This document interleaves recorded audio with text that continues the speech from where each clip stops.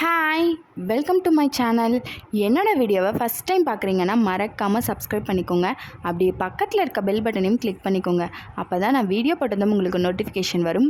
வீடியோவை மிஸ் பண்ணாமல் பார்ப்பீங்க. வாங்க இன்றைக்கி வீடியோக்குள்ளே போகலாம். இன்றைக்கி காலையிலேயே தடபுடலாம் நான்வெஜ் விருந்து பண்ண ஸ்டார்ட் பண்ணிட்டேங்க.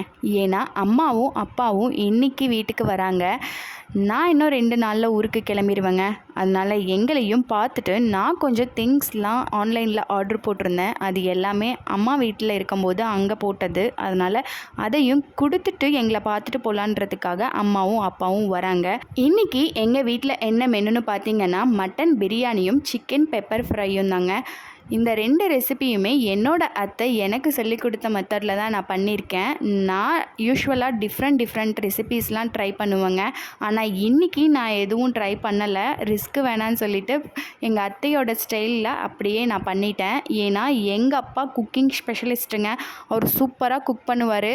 அதுவும் அவர் பண்ணுற நான்வெஜ் குக்கிங் சூப்பராக இருக்குங்க. எங்கள் அப்பா ரெகுலராலாம் குக் பண்ண மாட்டார், அக்கேஷ்னலாக தான் பண்ணுவார். ஆனால் பண்ணுற ரெசிபி அவ்வளோ டேஸ்ட்டாக இருக்கும். அவரோட பொண்ணாக இருந்துட்டு நம்ம நல்லா குக் பண்ணலன்னா எப்படி?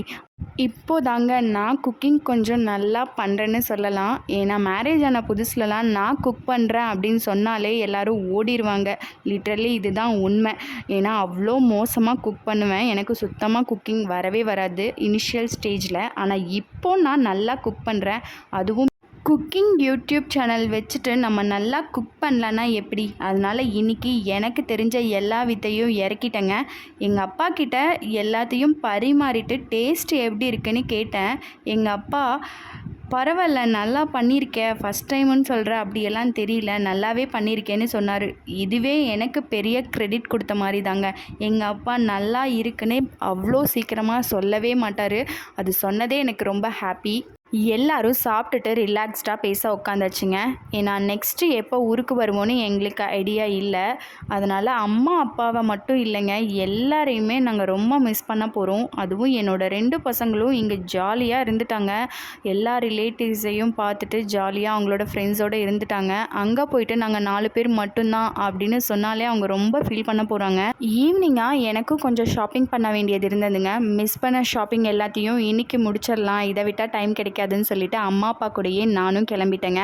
மலேசியாவில் ட்ரெஸ்ஸஸ்லாம் கொஞ்சம் எக்ஸ்பென்ஸுங்க. அதுவும் இந்தியாவை கம்பேர் பண்ணும்போது நம்மளுக்கு கொஞ்சம் ஹையாக தான் தோணும். அதனால தான் நான் மேக்ஸிமம் இங்கே ஊருக்கு வரும்போதே 1 இயருக்கு தேவையான ட்ரெஸ்ஸஸ் எல்லாத்தையுமே வாங்கிட்டு போயிடுறது. ஷாப்பிங் மெயினாக பண்ண வந்தது என்னமோ என்னோடய பசங்களுக்கு டெய்லி வியர்ஸ் டிஷர்ட்டும் பேண்ட்டும் பார்க்கலாம் தாங்க வந்தேன். ஆனால் எங்கே பார்த்தாலும் நமக்கு தாங்க ட்ரெஸ்ஸஸாக தொங்குது. அதை பார்த்தா நம்ம மனசு வேறு அமைதியாக இருக்குமா? அதனால் எல்லா கடையும் ஏறி இறங்கி பார்த்துடலான்னு சொல்லிட்டு எனக்கு தாங்க மெயினாக பார்க்க அலைஞ்சிட்டு இருந்தேன். அக்ரகாரமில் இருக்க ஒரு கடை கூட விடலைங்க. எல்லா கடையும் ஏறி இறங்கினதில் என் பையன் வெக்ஸே ஆயிட்டான். சரி, இதுக்கு மேலே ஷாப்பிங் பண்ணால் இவன் அழுந்துருவான் போல் அப்படின்னு சொல்லிட்டு ஷாப்பிங் பண்ணதெல்லாம் போதுன்னு சொல்லி அங்கேருந்து கிளம்பிட்டோங்க. வர்றப்போ அம்மா பூ மார்க்கெட்டில் பூ வாங்கணும்னு சொன்னாங்க. அதனால் அங்கே போய் பூவையும் வாங்கிட்டு நாங்கள் எப்போ சேலம் சின்ன வயசில் வந்தாலும் லக்ஷ்மி ஸ்வீட்டில் போய் ஐஸ்கிரீம் சாப்பிடாம கிளம்பவே மாட்டோங்க. அதனால் வர்றப்போ லக்ஷ்மி ஸ்வீட்ஸை பார்த்தோமா, எங்களோட ஓல்டு மெமரிஸாக அங்கே ஐஸ்கிரீமையும் வாங்கிட்டு என்னோட ஓல்டு மெமரிஸ் கதையெல்லாம் என் பையன்கிட்ட சொல்லிட்டே 3 பேரும் ஐஸ்கிரீம் சாப்பிட்டுட்டு இருந்தோங்க. அப்புறமா அம்மா எங்களை ஆட்டோ ஏற்றி விட்டுட்டு அவங்களும் கிளம்பிட்டாங்கங்க. ஆனால் இந்த டைம் அம்மாவுக்கு பாய் சொல்லும்போது ரொம்ப ஃபீலிங்காக இருந்ததுங்க. நெக்ஸ்ட்டு எப்போ பார்க்க போகிறோமோ அப்படின்னு ஃபீலிங்லேயே நானும் என் பையனும் கிளம்பிட்டோங்க. அம்மாவும் கிளம்பிட்டாங்க. இந்த வீடியோ பிடிச்சிருந்ததுன்னா லைக் பண்ணிக்கோங்க. நாளைக்கு இதே மாதிரி இன்னொரு வீடியோவில் பார்க்கலாம். அது வரைக்கும் பாய்.